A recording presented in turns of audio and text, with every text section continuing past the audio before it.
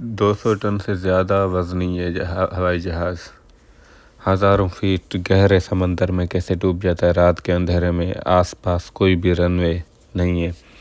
ये Toronto airline के flight number 236 जिसका फ्यूल ख़त्म हो गया था, और इससे पहले कोई भी रिकॉर्डेड फ्यूल ख़त्म होने का कोई ऐसा इंसिडेंट नहीं था जिसका कोई ट्रेनिंग मैनुअल या उसके अलावा कुछ भी नहीं था। ट्रेनिंग मैनुअल, कोई चेक लिस्ट या कुछ बगैर किसी इंजन के, और फ्यूल ख़त्म होता है।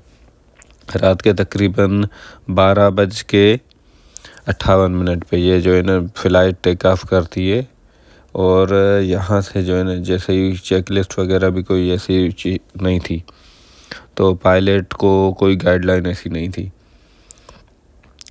और उसके 23 अगस्त 2001 11 बजे तकरीबन टोरंटो एयरपोर्ट से, इंटरनेशनल एयरपोर्ट से, गर्मी के मौसम में ये जो है ना गेट्स के और फैमिलियाँ और बच्चे जा रहे थे, सब अपनी अपनी फ़्लाइट्स के लिए जा रहे थे।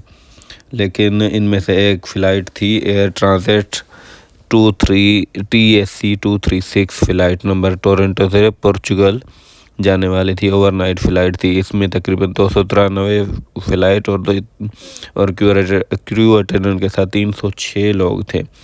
और कैनेडियन तकरीबन समर वेकेशन में पोर्चुगल जा रहे थे। तकरीबन 26 अगस्त 12:52 पे ये फ़्लाइट करती है, और कुछ ही मिनटों में ये 39,000 फीट ऊपर चली जाती है।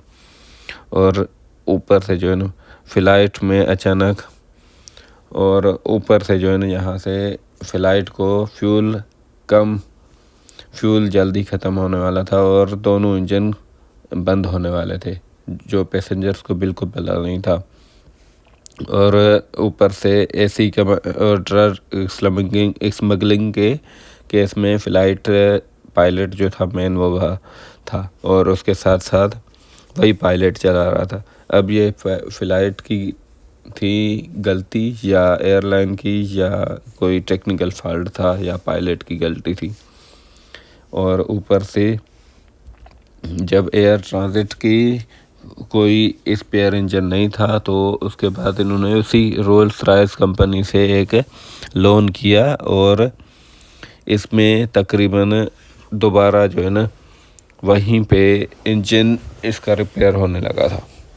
और इसके जो बाकायदा जो है ना जो फिक्सिंग थी वो दूसरी थी, और उसको फिर जुगाड़ तरीके से जो है ना जैसे रिपेयर किया था, पुराने डिज़ाइन का था, और एयर प्लेन का सिस्टम नए डिज़ाइन के साथ था।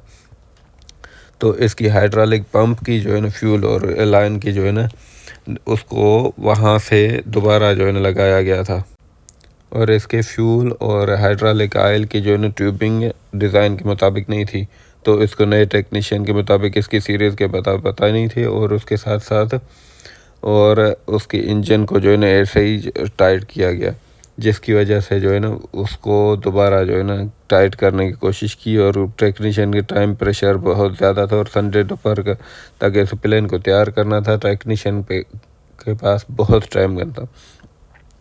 लेकिन नए डिज़ाइन हाइड्रोलिक डिज़ाइन पुराने ट्यूब की और फ्यूल नए डिज़ाइन की लगा लेते हैं। दो अलग अलग ही ट्यूब लगा लेता है जो एक दूसरे के साथ बनी नहीं थी, और उसी की वजह से इसका इंसिडेंट होता है। और जब इंजन उसी की वजह से फ्यूल ट्यूब लीक कर जाता है, और जब लीक कर जाता है तो इसके एयर में ही एक इंजन का एक टैंक लीक कर जाता है। उसके बाद दूसरी इंजन से ही आ रहा होता है फ्यूल। जब दूसरी इंजन से आ रहा होता है हाइड्रोलिक सिस्टम प्रेशराइज फ्यूल वहीं पे जो है ना दूसरी जगह से आ रहा था। इसका लीक रेट 13 मीट्रिक पर टन हो गया, और हवाई जहाज़ का फ्यूल लेवल बैठ गया, और हवाई जहाज़ में किसी को भी तो नहीं था कि ये ऊपर से जो है ना इसका फ्यूल समंदर में बस रहा है, और राइट इंजन का फ्यूल अचानक ख़त्म होने लगा था, और इसी इंजन से फ्यूल ख़त्म होता राइट इंजन से, और ये समझते हैं कि कोई कंप्यूटर फॉल्ट है।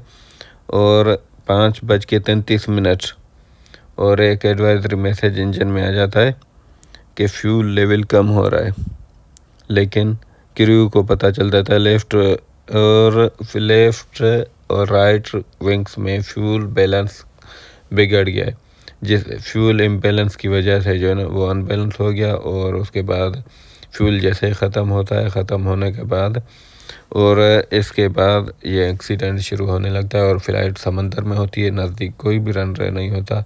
और ये कम्प्लीटली फ़्लाइट कंपनी की होती है, जो पुराने डिज़ाइन का इंजन और नए डिज़ाइन में फिर के फ़्लाइट में लगाते हैं। इसी वजह से समंदर में ये फ़्लाइट 306 लोगों के साथ डूब के मर जाते हैं सारे लोग और फ़्लाइट तबाह हो जाती है।